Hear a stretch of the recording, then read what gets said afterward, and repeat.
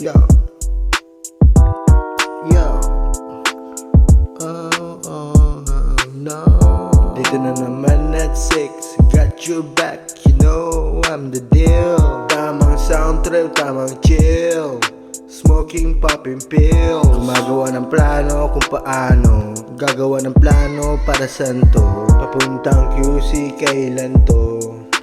Babalik pa ba ako? 1103 kung saan lumaki, downtown QC hari. 91 God, ako ang go, ako ang hatchet kasi may dough. Ako ang target, dami kong smoke, daming tumalo nung nasakin ng dough. 1103 vibe, I'm still alive, I'm still getting fucking high.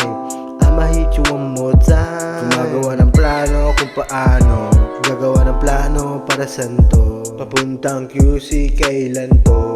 Mga matagal pa dito magbubukas eh. So, take advantage ko na yung free time habang sumusweldo, di ba? Tume-technique eh, no? Veteran moves. Mismo, pampa-psychological effect na may karne kang kinakain sa side eh, no? Para dalawang ulam.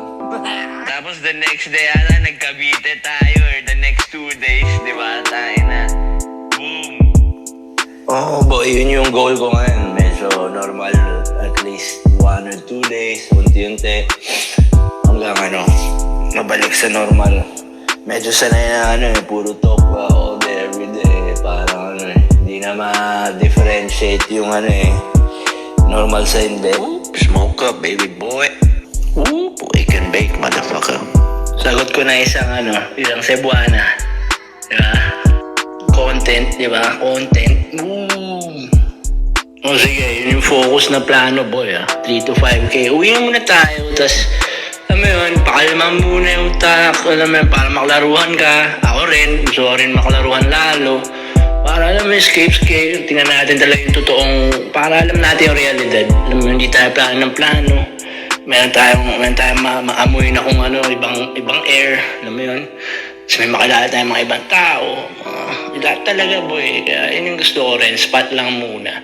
Tsaka mas realistic yung pag nagpaplano tayo ng ganito, maliit lang plano natin. Kasi alam natin, kaya natin gawin yung plano. Diba? Step by step lang din. Tama ka.